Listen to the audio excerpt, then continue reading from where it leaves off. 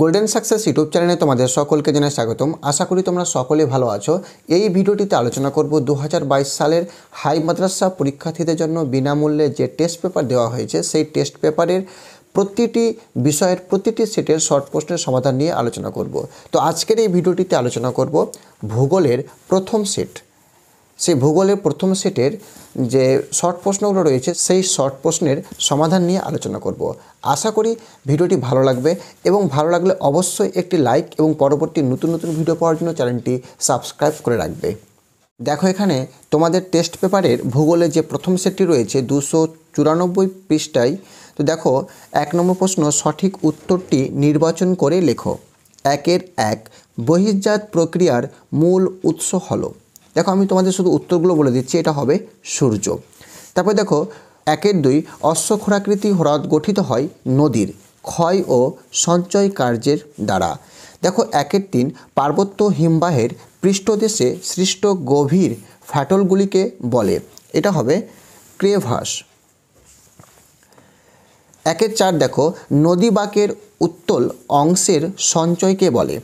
এটা উত্তর হবে বিন্দুবার। 5 লয়ের সৃষ্টি হয় বায়ুর কার্যে। ভারতের দক্ষিণতম স্থলবিন্দু হলো। এটা হবে ইন্দিরা পয়েন্ট। ঠিক আছে, তোমরা এখানে মনে রাখবে যদি ভারতের মূল ভূখণ্ডের দক্ষিণতম স্থান বলে তাহলে এটা উত্তর হবে কন্যাকুমারিকা অন্তরীপ। ঠিক আছে, দেখো 7 জাফরান চাষের উপযোগী মৃত্তিকা হলো। এটা উত্তর হবে কারেওয়া মৃত্তিকা। তারপর দেখো 8 আরব সাগরের রানী বলা হয় যে বন্দরকে। এটা উত্তর হবে কোচি বন্দরকে।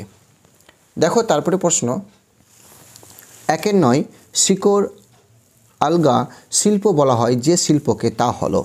এটা হবে কার্পাস বস্ত্রবয়ন শিল্পকে। ঠিক আছে, দেখো 10 ভারতের ডেট্রয়েট বলা হয় চেন্নাইকে। 11 ভারতের নবীনতম রাজ্যটি হলো তেলেঙ্গানা। পঞ্চেত বাঁধ অবস্থিত কোন নদীতে? এটা হবে দামোদর নদীতে। পশ্চিমী ঝঞ্ঝা দেখা যায়। দেখো এখানে 4টি বিকল্প দেওয়া আছে, তার মধ্যে এটা উত্তর হবে শীতকালে। ভারতের বৃহত্তম ম্যানগ্রোভ অরণ্য হলো সুন্দরবন। দেখো তারপরে নিচের বাক্যগুলির মধ্যে যেটি সঠিক তার পাশে সত্য এবং যেটি মিথ্যা সেটির পাশে ভুল লেখো। দেখো হিমবাহ ও জলধারার মিলিত সঞ্চয় কাজের ফলে প্রান্ত গ্রাবরেখার বাইরে বহির্ধৌত সমভূমি গড়ে ওঠে। এটা হবে সত্য। তারপর দেখো শুষ্ক পার্বত্য অঞ্চলে নদীর গতিপথে গিরিখাত গড়ে ওঠে। এটা হবে মিথ্যা, তাই আমরা এখানে ভুল লিখে দেব। তারপর দেখো 3 নম্বর, ভারতে সর্বাপেক্ষা কম জনঘনত্ব দেখা যায় সিকিমে। এটা হবে ভুল।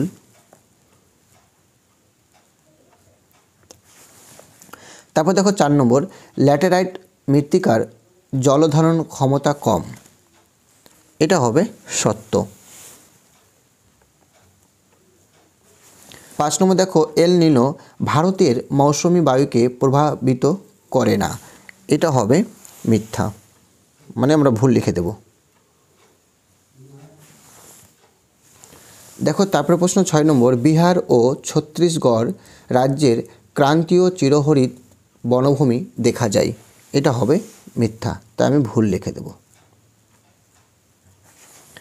তারপর দেখো 2 উপযুক্ত শব্দ বসিয়ে শূন্যস্থান পূরণ করো।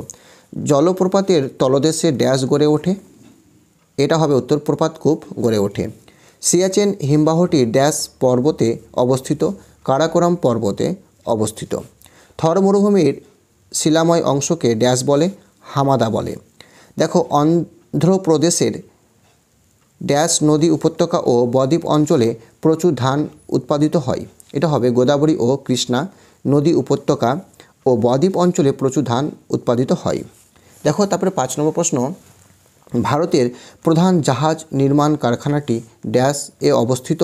এটা হবে বিশাখাপত্তনমে অবস্থিত।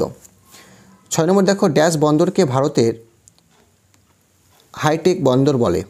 এটা উত্তর হবে মহারাষ্ট্রের জওহরলাল নেহেরু বন্দরকে। দেখো তারপরে বাম স্তম্ভ, ডান স্তম্ভ। দেখো এখানে কি বলেছে, বায়ু ও জলধারার মিলিত ক্ষয়, এটা হবে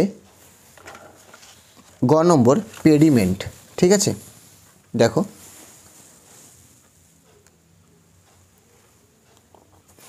তারপর বলছে মধ্য ভারতে জলবিভাজিকা।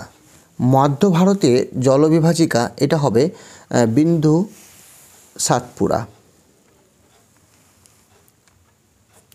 তারপর দেখো হিমবাহের কাজ, হিমবাহের কাজ রসে মতানে। 4 নম্বর দেখো রেটুন, রেটুন হবে ইক্ষু। 5 নম্বর আমেদাবাদ, আমেদাবাদ হয়ে যাবে বস্ত্রবয়ন শিল্প। 6 নম্বর দেখো ফিওর্ড এর দেশ, ফিওর্ড এর দেশ এটা হবে নরওয়ে। চলি তারপরে প্রশ্নে। 2-4 এক কথায় উত্তর দাও। বহির্জাত শক্তির দ্বারা সৃষ্ট ক্ষয়জাত পদার্থ সঞ্চিত হয়ে ভূমির উচ্চতা বৃদ্ধি পাওয়ার প্রক্রিয়াকে কি বলে? এটা উত্তর হবে আরোহণ। তারপর দেখো অথবা দিয়ে প্রশ্ন রয়েছে, শুষ্ক অঞ্চলের গভীর নদী উপত্যকাকে কি বলে? ক্যানিয়ন বলে। ঠিক আছে, ভারতের দীর্ঘতম জাতীয় জলপথের নাম কি? এটা হবে জাতীয় জলপথ 1। ঠিক আছে, তোমরা এভাবে লিখে নেবে। এটা হচ্ছে হলদিয়া থেকে শুরু হয়ে এলাহাবাদ শহর পর্যন্ত চলে গেছে। ঠিক আছে, জাতীয় জলপথ 1। তারপর দেখো অথবা দিয়ে প্রশ্ন রয়েছে, উৎস অঞ্চলে ব্রহ্মপুত্র নদের নাম কি? সাংপো। তারপর দেখো প্রশ্ন, ভারতের সাক্ষরতার হার 2011 কত? ঠিক আছে, এটা হবে 74.04%। অথবা দিয়ে প্রশ্ন দেখো, ভারতের কফি গবেষণাগার কোথায় অবস্থিত? এটা উত্তর হবে কর্ণাটকের চিকমাগালুরে। দেখো তারপরে প্রশ্ন, ভারতের মরু অঞ্চলে কোন ধরনের স্বাভাবিক উদ্ভিদ দেখা যায়? এটা উত্তর হবে জঙ্গল উদ্ভিদ, যথা ফণী মনসা। তারপর দেখো প্রশ্ন অথবা দিয়ে ভারতের উচ্চতম হ্রদের নাম লেখো। এটা হবে প্যাংগং। আশা করি ভিডিওটি ভালো লেগেছে। এরকম পরবর্তী নতুন নতুন ভিডিও পাওয়ার জন্য অবশ্যই চ্যানেলটি সাবস্ক্রাইব করে রাখবে।